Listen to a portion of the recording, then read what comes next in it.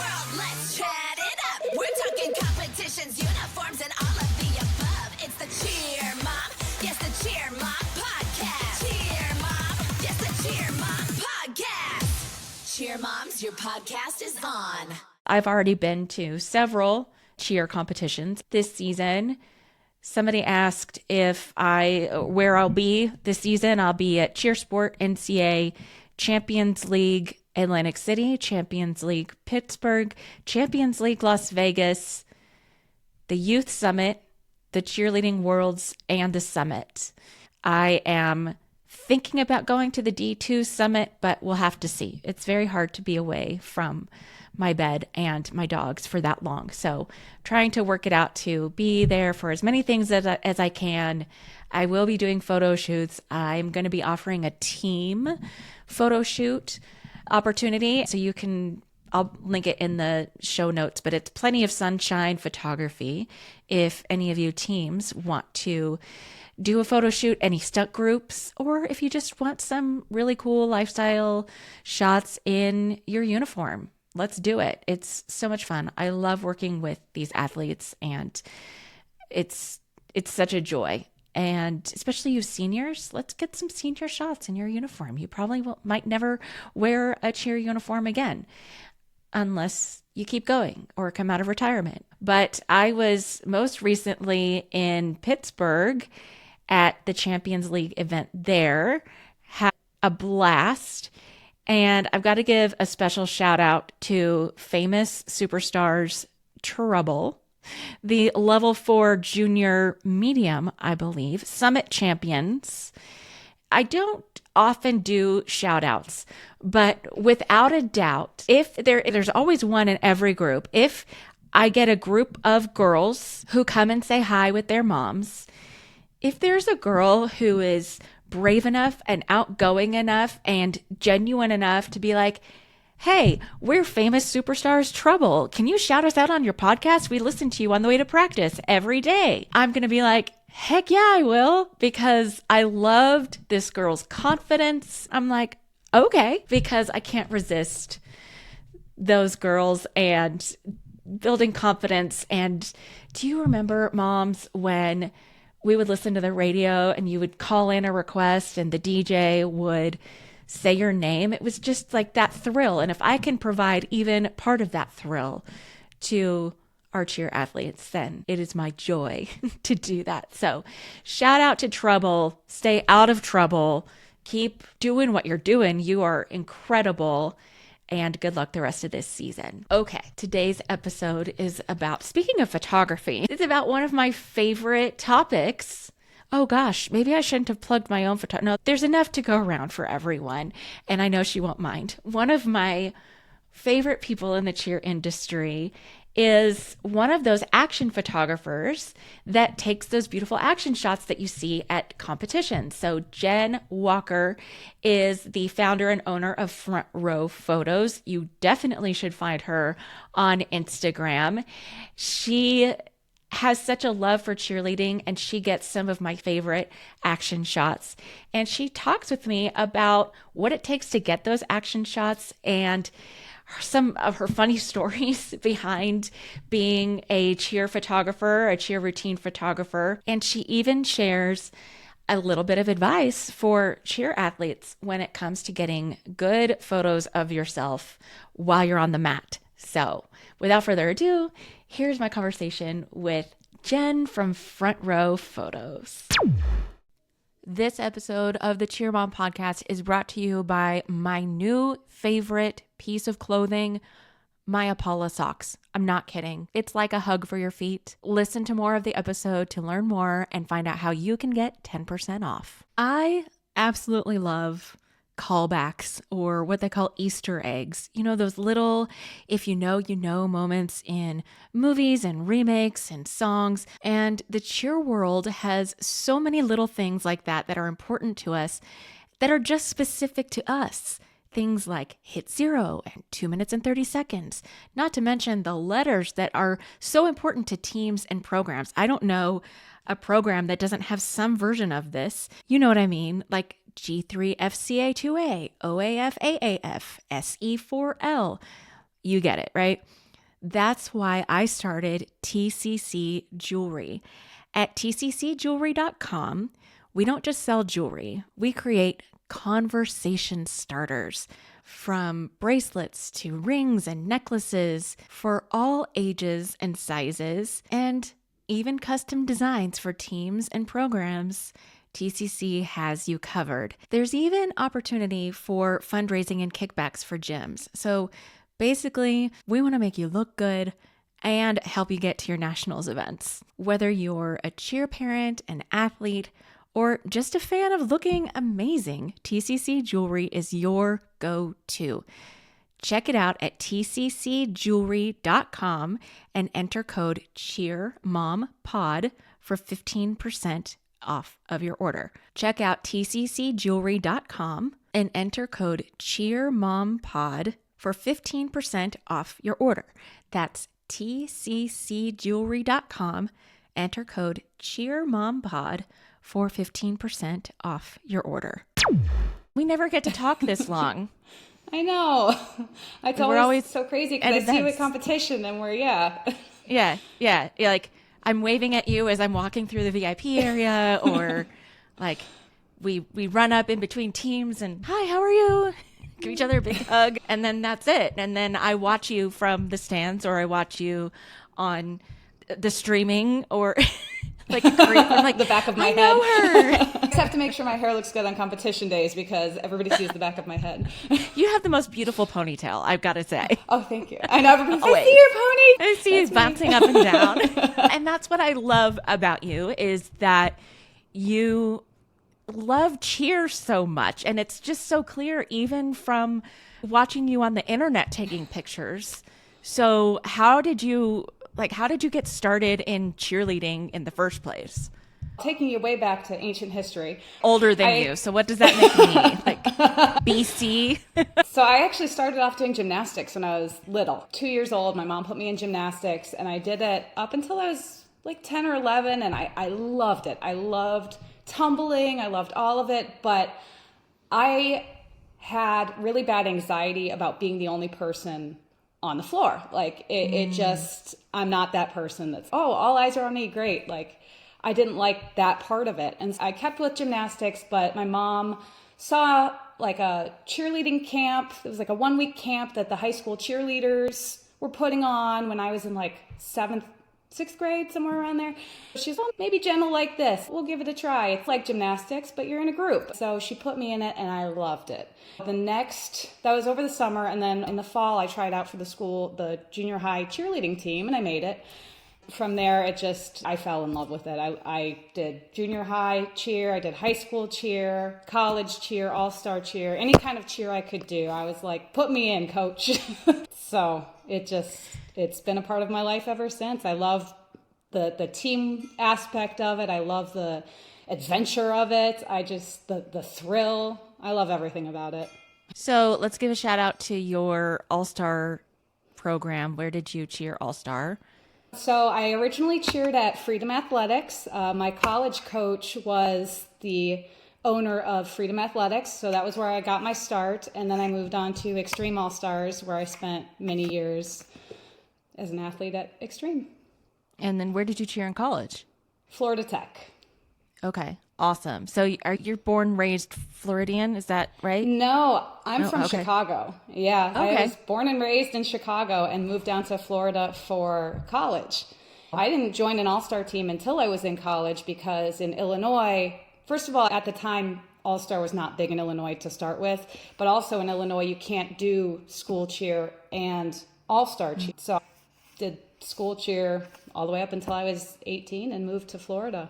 Yeah, Illinois, of course, there's ice, but it's still a growing, emerging sport in the state of Illinois. And I would even venture to say Missouri, too. Would you agree?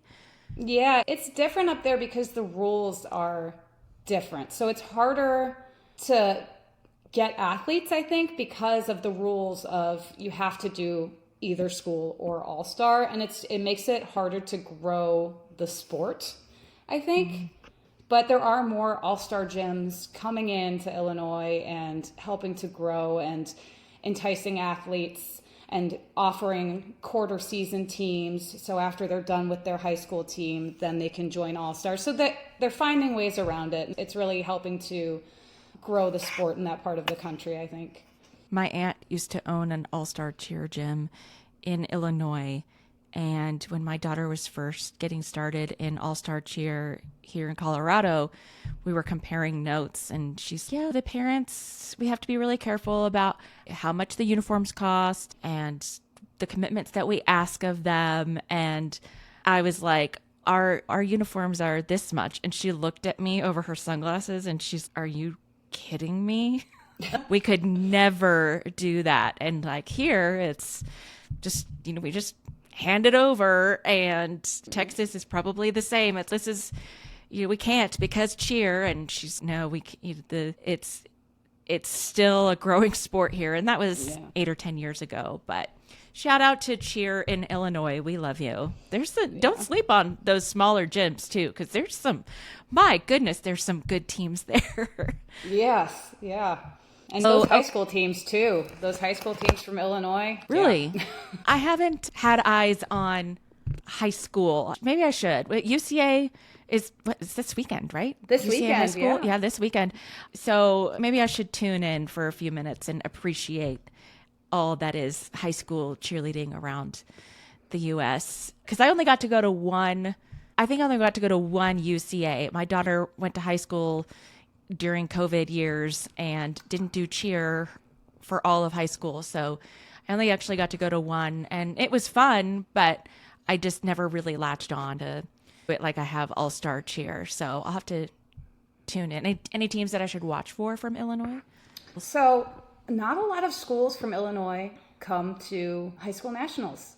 It's a big, expensive trip. Really, the state competition in Illinois is one to watch. That's where all the really good teams go. Dang, I think it's actually the same weekend as high school nationals, and I think that plays into it too. Yeah. Oh, interesting.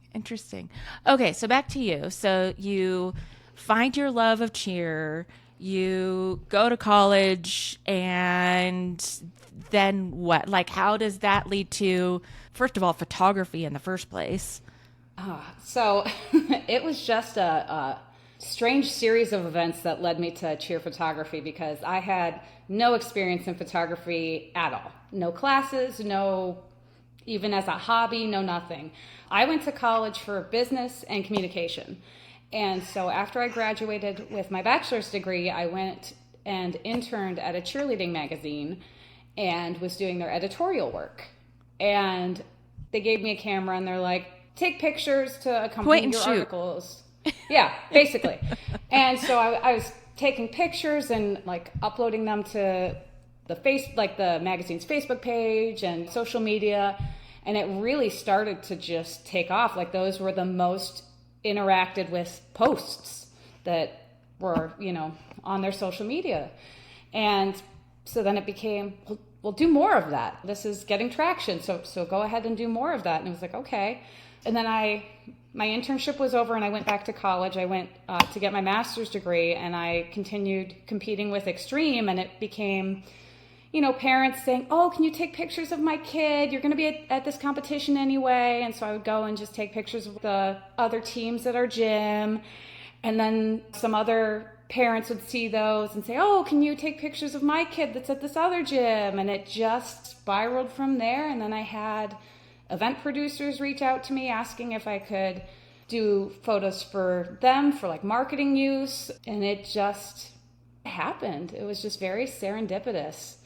Yeah, and that was years ago, before any of the influencer and model stuff was happening, and girls wanting to build their portfolio and so on. It was the same for me. I'm going to try really hard not to geek out on Photoshop talk, but not Photoshop talk, photography shop talk. Photoshop is a whole other thing. Try not to geek out, but it was the same for me, because it was like, I'm just going to do I've always loved photography, but never thought of myself as a photographer. And then life happens, and I was like, okay, I'm going to start a photography business just until I can find the thing that's really going to pay the bills. And then I was like, I'm at all these cheer competitions anyway. I might as well bring my camera and get to work with people. This is the same as and then. And now there's this whole industry of, back to you, of photography companies and people finding cheer as their main photography style. And so you start going to these, it's one thing, cheer portraits is one thing. I feel like not to insult anybody who does photography. We love all of them, or at least most of them. Anybody can pose a cheerleader and take a photo. I think it requires a whole different skill set to be able to take great action shots.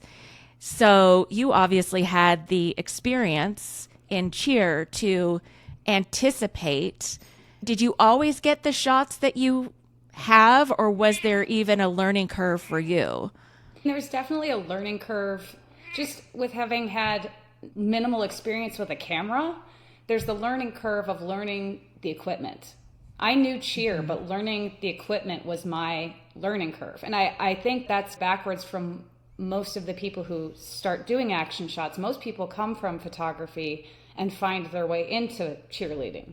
I came from cheerleading and found my way into photography. I really spent years, honestly, learning how to use my camera, how to use it to get the best photos, how to find my style of photos, because I knew in my head what moment I would want to capture, and getting it to look the way I wanted it to look was where I had to learn and spend my time.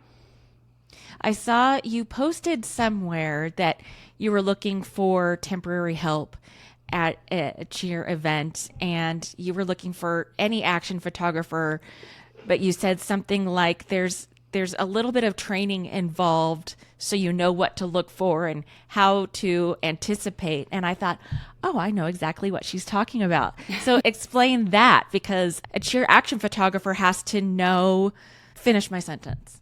So a cheer photographer has to know what's coming.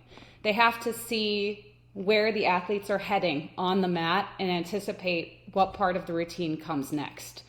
For me, that's why I have a couple of people who I shoot with that, like this past weekend, we had 2 stages going, and so I needed another photographer. For me, I always want somebody who knows cheer or comes from cheer or dance, because generally they know the composition of a routine, or they can at least spot when something is coming. If 5 people are going to the back of the mat while everybody else is tumbling, you generally know a stunt or a basket is going to happen back there. It's anticipation of what's coming is what's going to help you get your perfect shot, because you can set up for it.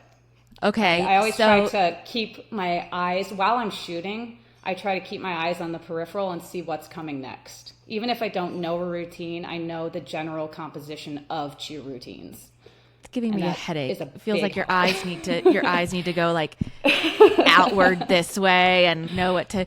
But yeah, there are those signals that we all in cheer at least know what's coming when they're doing their formation for jumps and when they're heading to their elites. And so, but that's something that we take for granted. Like, we just know that's coming, but it requires a specific eye and a specific skill set when you're talking about video and photography and things like that.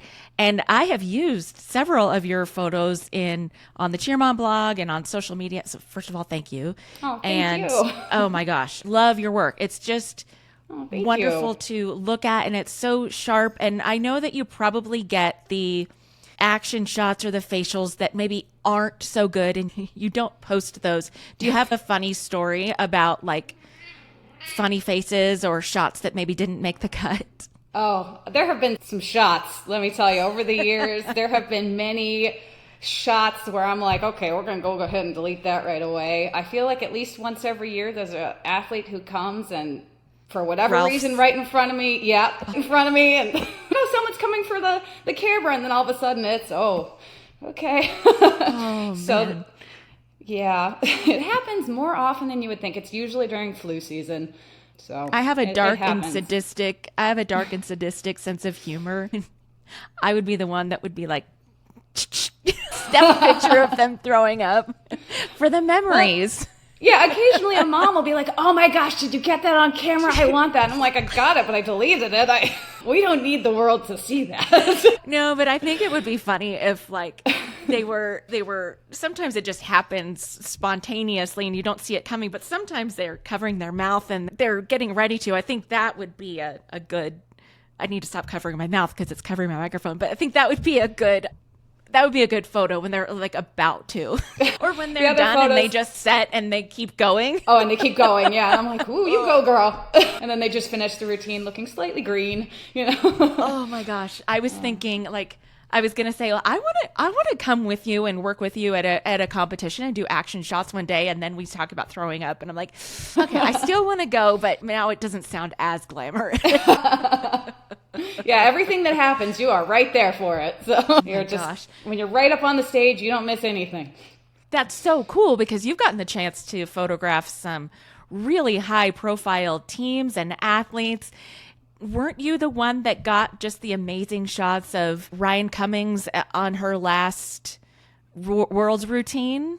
Probably. Yeah, I feel so lucky to be able to be there for some of those moments that are iconic in cheerleading. I've gotten to see new props debuted by TGLC. I've gotten to see new world's teams win for the first time. I get to be front and center for all of it, capturing those moments. And as a fan of cheerleading, I just think that it's the coolest thing. And just, I love my job so much. I feel like I have the best job in the world because I get to capture memories for people of a sport that I love, of people that I love and am fans of. So I love it. I love being able to see those moments in real time and then share them with the world. Oh, I love you too. And the athletes love you. There are athletes on TGLC specifically that look for you and point at you and make faces, or they know who to look at to get their moment, to get their shot. I see those kids so much. I see them I shoot their showcase. I see them many times throughout the season. So they know me, I know them. And yeah, they're so a hoot, sweet. Those kids. I know, especially the boys. They are hilarious. They like to ham it up for my camera, let me tell you. And I hear they like friendship bracelets. So you guys, don't be shy to walk up to the boy TGLC, the girls too, but the boys, they love friendship bracelets. One time I did a shoot with them for a brand and I said, I wish I had something to give them. And their team mom was like, do you have, and I said, all I have is these little friendship bracelets. And she's, oh my gosh, that's perfect, especially the boys. And I was like, are you kidding me? She said, no, they love it. And so at the end of the shoot, I was like, does anyone want a friendship bracelet? And all the boys were like, I do. Do you have any more? Yeah, they make them too. Like they make them to give out at competitions too. They're just a sweet group of kids. Like that whole, not even just that team, that program is just the sweetest group of kids. I could talk about it for days and days. The character, the humility, the how friendly they are. I just love them all to pieces. So you get to capture the routine, but do you get to go to the awards ceremony and get some of those shots too? Yeah. So a lot of the time I'll be doing both the action shots and the awards. So for me, it's so exciting to see what happened, what came of it after watching the routines. And so I always, in my head, I'm trying to think, who won? How do I, at awards, the way awards is set up, I'm always trying to see who do I think won and set up my shot that way. And sometimes I'm right, sometimes I'm wrong. I always get people who accuse me of, they must have told you who's going to win. They should tell you. I wish they told me. It would make my job a lot easier. Maybe not so you stand next to them, but at least so you know where to run when they go, and the winner is, like, you're ready. Oh, there have been times where I've had to run to the other side of the mat because I was way wrong. But I love the emotion of awards, especially at competitions like Worlds and Summit.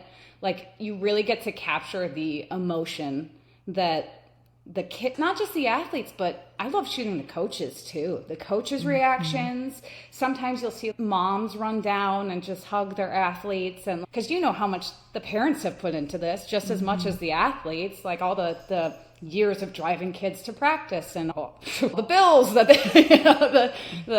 that cheer comes with. And so getting to capture those moments that, not just the athletes, but these families are going to remember forever. That's just as fun as capturing the action on the mat, in my opinion. Absolutely. And I see that in your work, capturing the emotion, not just of awards, but in the middle of a routine when they hit something or when athletes are encouraging each other. Talk about the time that because I got to say, we love the Flyers, but the Flyers are only 1/4 of the cheer team, right? So it's in a matter of speaking, we hear a lot from the base moms, the moms of bases that are like, can some bases get some photo love? And I will speak for photographers, it is really hard because they're all huddled together. And sometimes they make faces that they probably don't want photos of because they're working really hard. But you got a really beautiful photo of a stunt group, and it was of the bases. Do you know what shot I'm talking about? I don't think I do. Which one? It's the one somebody had something written on their hand. Oh, yes. Okay. So that was UNLV, I believe, at College Nationals, I think last year.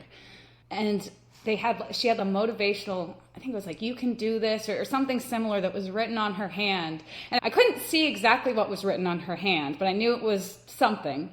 And you could just tell, like, the emotion in not just her, but like the team itself, how badly they wanted this. And so for me, as much as my eye is caught by the Flyer, like I was also looking at the base and just wanted to get that shot and see what was on her hand. And so I took the picture and I zoomed in, and seeing that it was like a motivational thing that I think her mom said that her teammate had written it on her hand or something like that, just as an affirmation to remember while they were stunting. So she would look up at her hand and see that.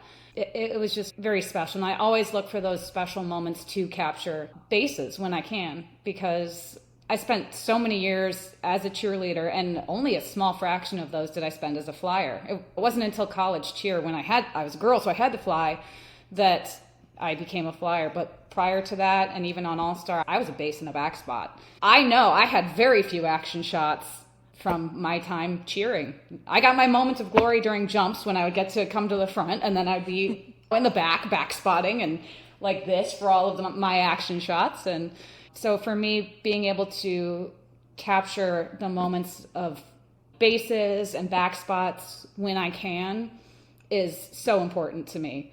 When I shoot competitions, especially when I'm doing like the event photos, the ones that get sent to the parents and everything, my biggest thing that I try to do at these competitions is make sure every single athlete on that team has at least one good action shot. That's my goal from every team that comes onto the mat. If I'm doing event photos, I want every single person on that floor to have a good picture that they can post somewhere and be proud of.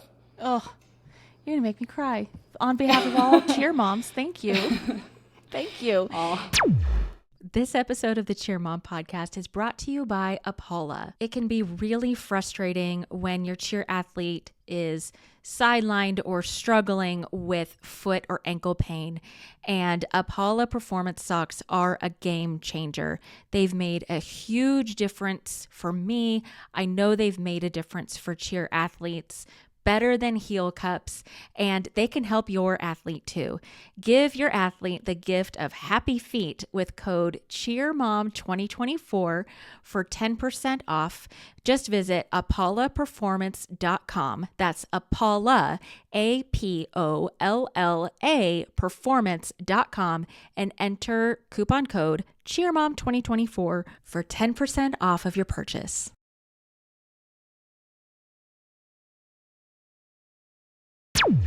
Do you get responses from parents on social media? Have you gotten feedback from parents, good or negative? Yeah, mostly people are really nice on social media. And I think the best compliments I've ever gotten, or the one that I took to heart the most, was a parent of she's a base and a back spot. And we love when you're at competitions because that's the only time my kid gets action shots. And I was like, that just It made me feel sad that she doesn't get them other places, but it made me feel good that at least I can capture that for her. And it made me feel like I'm doing my job. Because that, like I said, that's my goal, is to make sure everybody has an action shot that they can see and post and love and get feedback on. And so it's reaffirming to hear parents say that. It makes me feel good. Your love of cheer comes through in your work, and that's why it's so special. And I've seen you shooting at an event, or when you're posting about an event and your home teams or teams that you have been associated with are there.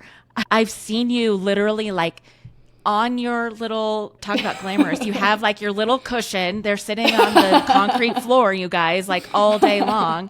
If they're lucky, they have one of those like stadium style seats, but like they're on their knees. It is hard work being on that concrete floor all day. But I've seen you like jumping up and down on your knees and trying to take pictures. Like, how do you manage that? If you can be brutally vulnerable with us, is it harder to get photos of the teams that you love because like you're rooting for them too?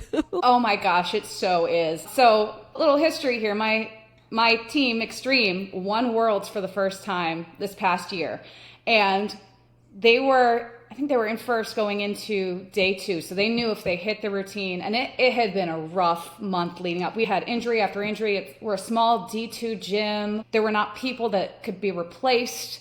So it was just a very emotional month. And they got to day 2 of Worlds, and after their pyramid, like you could just see it in their faces. Everybody was crying. They knew they hit. Like there was really no doubt that they just won Worlds.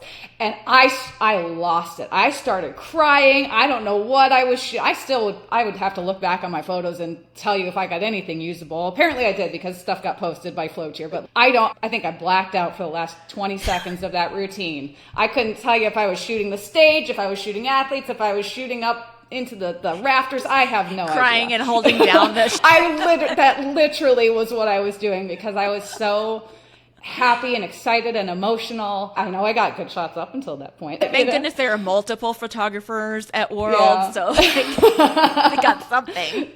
So it's hard to be a fan and be working at the same time, especially when it's a team that you have all these emotional connections to. Those kids, I've known them since they were 6, 7, 8 years old, and here they are, their senior year, winning Worlds. And so it's hard not to be emotionally invested and have to still do your job. And then I was there for their awards for Worlds, and when they did not get called for second, you can see on the live stream my knees buckle and I almost about passed out. But then I was like, okay, it hit me like this is their moment. Like they need these moments captured. And so it came back to me like, okay, I'm here to do a job. I'm so happy for these kids. I'm getting emotional behind the camera, but I need to capture these moments because these are so important. So it does come back to me eventually that, yes, I'm here to work. But how special to have, no pun intended, a front row to all of that. It was such a special moment, and it's something that I'll remember forever. And I hope that the pictures that I took will be a part of these kids' lives and their parents' lives forever. Just that they can look back on 20 years from now and be like, oh my gosh, this feeling, this moment. That's always what I want people to walk away from when I take photos. Is I want them to have that moment captured, and I want it to be representative of what they were feeling and their best, showing that moment in its best light. I love that. I love it. Now, last question, and this is a little tricky because athletes, we don't want you thinking about the cameras and people taking your pictures during your routine. We want you to focus on the routine. But do you have, as a photographer, do you have any advice for the athletes as someone who sees it literally the closest up? What would your advice for athletes be? Oh my gosh. So smile. Like so many times I see the athletes, they come to the front of the floor and they smile. And then they go back and they think, oh, I'm in the second row for jumps, or oh, I'm in the corner for dance or whatever, or I'm in a stunt and they can't see my face. And we can see you. Smile. It's the easiest part of your routine, especially when you're just sitting there, if you're in the back and you're waiting for the next part of the routine. Like, smile. We can see you. I want to take a beautiful picture of your smile. You're not backstage. I've seen athletes, even if they're like nuggeting or they're getting ready to back spot or they're not in that stunt or whatever. No, you're not backstage at some theater performance. Like, we can all see you. Yeah, and those are the moments that I can capture. Like, I want to get you smiling. If you're standing there and not smiling, I'll take the picture, but it's not going to be one that you're going to love. Smile. Smile. Would you encourage or discourage athletes from, let's say they are in a transition part of their routine or they're waiting to do their tumbling pass? What if they look over and they see you? Would you encourage them to like point at you and smile like some of the TLC boys do? I love that. Those are some of my favorite pictures, or the ones that are not necessarily like cheer skills, but just cute moments. Like just a little moment where they give a thumbs up or something like that in a routine. And it doesn't even have to be to me. I love when they do it to each other, when they're on the side of the mat and mat talking to each other. They're doing like their little secret handshake, like right before they do their pass or right before they start their routine. I love those moments. Yeah. Like, so don't break your focus, athletes. Unique. Yeah, all the coaches are like, no, don't think about the cameras. But no, I think for the older athletes, I think that could be a fun thing. Get whoever has the best transitional action shot or something like that. I think that could be fun, but definitely the routine comes first. But maybe if you're setting or at the end of the routine, wave at the camera, you never know. Oh, I love that. I always tell people, I'm like, give me a heart hands, give me a wave, give me something when you come out onto the stage. Like, you don't have to just go and just get set with a serious face. Come wave hi to your mom, do a heart hands to grandpa in the crowd. Like, those are the moments that they're special. Like, I want to capture that. You're not going to remember the stunt that hit or didn't hit, but you will have that photo forever. Yeah. If, so you'll see a lot of those parents are willing to pony up on the money. You'll see a lot of those special ones posted on my Instagram because they're different. I can post 100 arabesques or fulls or whatever, but just there's something special about those impromptu, sweet moments that just I love. And I hope that the athletes love them as much as I do. Oh, I hope that they appreciate and love you as much as I do. I did say last question, but I just mentioned pricing. I just want to throw in my editorial 2 cents, and you can correct me if I'm wrong, but parents talk about like, why are the photos so expensive, blah, blah, blah. First of all, it's really hard. People think that you're just pointing and shooting, you're just taking a picture. No, it takes a lot of skill, not only to spot the right parts of the routine, but to have your camera set at the right settings for the lighting and make sure that it's not blurry. And there's so many factors that go into that you are paying for that photographer's training. The equipment is not cheap. I have one lens that's over $1,000, and that's just for the lens. Like, it doesn't even work without the camera body. There's lots that goes into it. But I would imagine that in addition to all of that, cheer action photos can be on the pricier side because they know that parents are sharing and posting on social media. Is that in the realm of accurate? Yeah, I think that most companies incorporate that into their pricing. For me, I prefer to not sell photos individually. When I'm asked by event producers to shoot, a lot of what I do is marketing photos, so they're not even sold to parents or anything. But when I do the actual event photos, I try to make it part of a bundle so that the event producer pays a flat fee and then the parents get the action shots for free. Because I know people are going to share them. I know that that's the name of the game. Somebody buys the whole album and then they share them with the whole team, or they split the cost. And so for me, I just try to factor it into what I'm making for the day and just call it a day, because I don't need to be nickel and diming people for these precious moments. Like, for me, that's not what it's about. For some of the bigger companies, I think that they do factor it into the cost of things, and that's why it is so much. And they have to fly people places. I'm very blessed to live in one of the capitals of cheerleading, in Orlando. So really, I don't have to pay to fly somewhere most of the time or be in a hotel. But when you're using one of those big companies and they have multiple photographers on a stage, you have to think that they are paying to fly people out, paying to put them in a hotel, paying for their time and their equipment to be there all day. And then they also have setup days and tear down days. There's a lot of expenses that you don't think of when you think of cheer photography. You think, oh, someone's just sitting there with a camera and taking pictures. But no, there's a physical cost to you too. So if you see a cheer photographer when you're passing through the VIP area, slip them a soda or water or a protein snack, because you and I have been at the same events multiple times, and you're like, I've been here since 6 a.m. and I haven't had a meal, and it's 10 p.m. and they still have me shooting in this hall over here and that hall over there, and you have like your little pack of snacks. It's, you know, I always tell parents to get your coaches snacks, give the judges snacks, give your photographer snacks. So just have a satchel of sealed drinks and snacks that you can just hand out. I just think there's got to be a parent or two out there that would be like, oh, that would be so fun.